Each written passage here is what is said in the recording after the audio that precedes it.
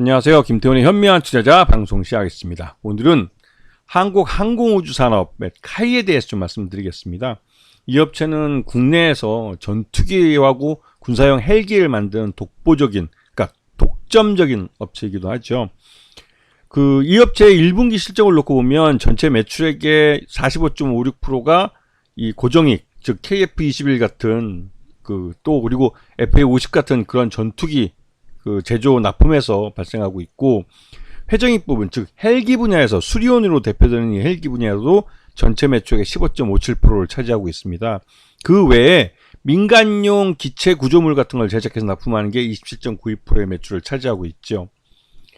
1분기 실적을 놓고 보면 어닝 서프라이즈라고 하기에 충분합니다.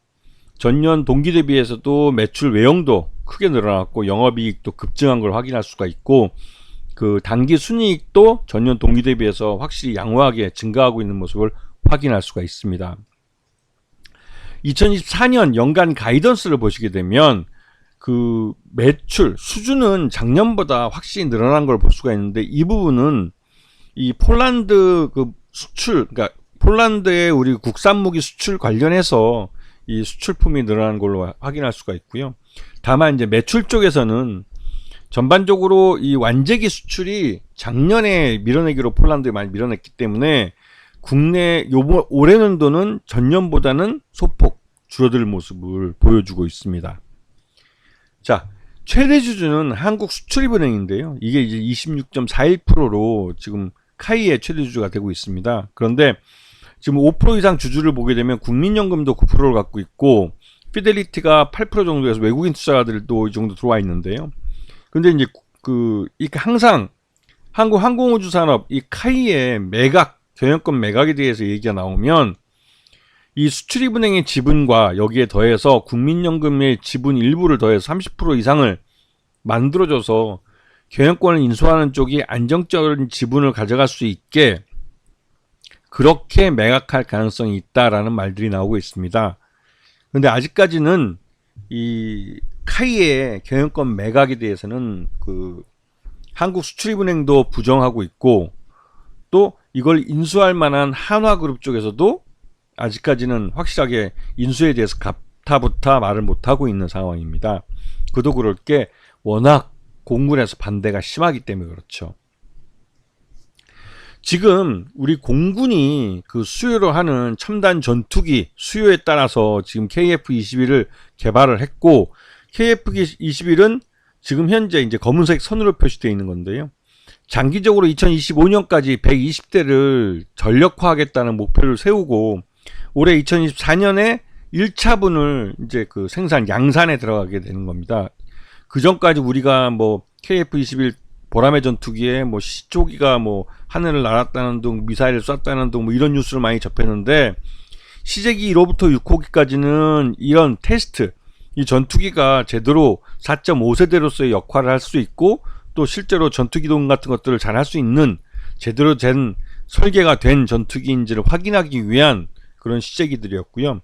그래서 이런 것들이 다 통과되면서 요번에 처음으로 그러니까 시초 초도 물량 20대를 계약을 하게 된 겁니다. 그런데 문제는 이 초도 물량을 원래 40대로 예상을 하고 계획을 짜서 이걸 개발을 했습니다. 개발을 할 때의 수량과 실제 발주가 나온 수량이 거의 반토막이 나버렸기 때문에 이 KF-21 보라매 전투기를 설계하고 개발하는 데 참여했던 부품업체들은 솔직히 좀 어려움에 처해지게 됐죠. 근데 문제는 그 많은 부품 중에 단 한 가지라도 제 역할을 못하게 되면 KF-21은 완성기로서의 역할을 못할 수도 있다는 겁니다. 그 말뜻은 부품업체들이 개발할 때 있던 부품업체들이 고스란히 양산할 때 같이 참여해야 한다는 것이죠. 그런데 문제는 이게 수량이 40대에서 시작해서 향후 120대까지 우리 군 수요를 충족시키고, 향후 KF-21 보라매 전투기를 수출용으로 전환을 해서 다운그레이드 해가지고 해외에 수출하기로 했던 것, 이게 이제 문제가 되고 있는 것이죠. 물론 이게 인도네시아가 공동 개발사로 참여했던 인도네시아가 여러 가지 우여곡절 끝에 개발비도 제대로 납부하지 못하고 한 부분도 있지만, 지금 군을 믿고 여기에 참여한 기업들은 아주 큰 낭패를 보게 생긴 겁니다. 근데 이게 이제 20대로 이렇게 줄어든 이유는 윤석열 정부 취임 초 미국 그 F-35 스텔스 전투기에 대해서 20대를 추가 계약을 맺으면서 방위비가 빵꾸 났죠. 이게 아무 생각 없이 계약을 맺은 것 같다는 생각이 들기도 하고, 다른 한편으로 그때 이제 조 바이든 대통령의 이제 그 중간 선거가 있어서 그 중간 선거에 조 바이든을 지원해주기 위해서 우리가 이제 미국의 그 기업들, 대기업들이 미국의 대규모 투자를 결정하고 정부도 미국 무기를 대규모로 한꺼번에 사준다거나 해서 그 조 바이든 정부에다가 우리 대미 무역 흑자를 보던 우리나라가 그 무기까지 포함하면 대규모 적자를 보게 되는 그런 상황을 만든 것이죠. 물론 이런 미국 무기 구매에 있어서는 그 과정에 결정권자들이 그 리베이트를 많이 챙긴다는 소문도 있습니다. 실제로 업계에서 관행적으로 그러한 리베이트를 주고 있다는 것은 일반적인 사실로도 많이 알려져 있는 사실이고, 물론 KF-35 거래에서도 그러한 리베이트가 주어졌는지에 대해서는 아직까지 밝혀진 바 없습니다. 왜냐하면 이것도 영업 기밀이기 때문에 리베이트를 준 쪽도 받은 쪽도 모두 입을 다물고 있으니까요. 물론 리베이트를 받았다면 이거는 부정부패 사례이기 때문에 이건 법적으로 처벌받을 사항이긴 합니다. 자, 그러고 우리 군이 수요로 하고 있는 이 120대를 전력화하기 위해서는 지금 초도 물량이 20대가 아니라 40대로 초도 물량이 진행됐어야 되는데 그렇지 못했습니다. 이렇게 이 KF-21이 40대 초도 물량을 20대 반토막으로 줄인 것은 이 국가 이제 그 정부 이제 이 국책 연구기관에서 이것에 대해서 뭐 그러니까 무장에 있어서 문제가 있다고 이슈를 제기하면서 이게 된 건데요. 근데 실제로 그러한 문제, 무기 무장에 대한 문제는 이 개발 과정, 그러니까 양산 과정에서 충분히 해결할 수 있는 문제로 알려져 있었기 때문에 이거는 솔직히 말씀드려서 문제 제기를 위한 문제 제기로 결국은 40대 발주를 20대로 줄이면서 결국 부품사가 부도나서 KF-21 사업 자체가 좌초되도록 만들려는 의도를 갖고 있는 게 아닐까라는 이 업계 전문가들의 말들이 나오고 있습니다. 그리고 이와 함께 이 KF-21은 4.5세대 전투기인데 이게 5세대와 6세대 전투기가 결국은 이 개발 사업 자체가 좌초될 위기에 빠졌고, 이렇게 되면 결국은 5세대나 6세대 전투기를 다시 미국 전투기를 구매해야 되는 그런 상황으로 지금 시대 역행적이게 이제 후퇴하게 되는 거죠. 근데 이런 부분을 윤석열 정부에서 결정한 일로 인해서 이런 일이 벌어지게 된 겁니다. 자, 이에 대해서 이재명 더불어민주당 대표는 이 40대로 추진해야 된다는 의도를 갖고 얘기를 하고 있고, 이를 주장하기 위해서 국회에서 밀어붙이려고 하고 있죠. 하지만 이미 계약을 20대로 했기 때문에 이에 대해서 추가 20대 물량을 뭐 내년에 곧바로 발주를 해주겠다고 했지만, 이에 대해서 이제 윤석열 정부이기 때문에 안 할 경우에는 부품업체들은 연쇄보도에 빠질 가능성이 높습니다. 그렇게 되면 KF-21 사업 자체가 좌초될 가능성이 크죠. 자, 요번에 KF-21 최초 양산 항공 계약을 맺었습니다. 1조 9천억 정도 들여서 이 계약을 맺은 것인데요. 근데 이게 이제 한국 항공우주 카이에서는 가장 큰 매출액 대비해서 51%나 해당하는 굉장히 큰 계약이긴 합니다. 하지만 이게 원래는 40대로 계약이 되면 이 두 배인 거의 4조 원 정도가 들어가야 되는 거기 때문에 이거는 카이로서는 아주 뼈아픈 부분이 되겠죠. 왜냐면 이 부품업체들에게 부품값이 기존에 개발할 때 계획했던 것보다 말 그대로 2배가 오른 꼴이나 마찬가지인데 2배로 올려서 카이가 사줄 리가 없기 때문에 그렇습니다. 결국은 부품업체들이 그 부분을 떠안아야 되는데, 그렇게 되면 자본력이 딸리는 중소기업 같은 경우는 부도나기 가능성이 높죠. 근데 앞에서 말씀드렸지만 KF-21 같은 첨단 전투기는 그 안에 있는 부품이 하나만 빠져도 완성품을 만들 수가 없습니다. 즉 전투기가 뜰 수가 없다는 소리죠. 이런 부분을 충분히 알고도 국책연구기관을 통해서 이 발주 물량을 원래 계획 40대에서 20대로 줄여버린 건 KF-21 사업 자체를 좌초시키려는 의도를 의심해 볼 수밖에 없는 겁니다. 이건 이 윤석열 정부가 미국 무기 구매의 임기 첫 해년도에 18조 원을 쏟아 부었다는 점에서 이 의미하는 게 크죠. 이 미국 무기를 그때 18조 원에 들여서 구매함으로 해서 국산 무기 구매 비용이 줄어들어서 국산 무기에 대한 구매 발주가 줄어들었고 한국형 항모 설계는 아예 포기됐습니다. 그리고 KF-21 초기 발주도 40대에서 20대로 줄어들게 된 거죠. 결국은 미국 무기 18조 원 구매면 여기에 대한 리베이트도 꽤 상당할 텐데요. 떡고물을 노린 부정부패한 더러운 권력이 존재하는 게 아닐까라는 의구심이 들 수밖에 없는 상황입니다.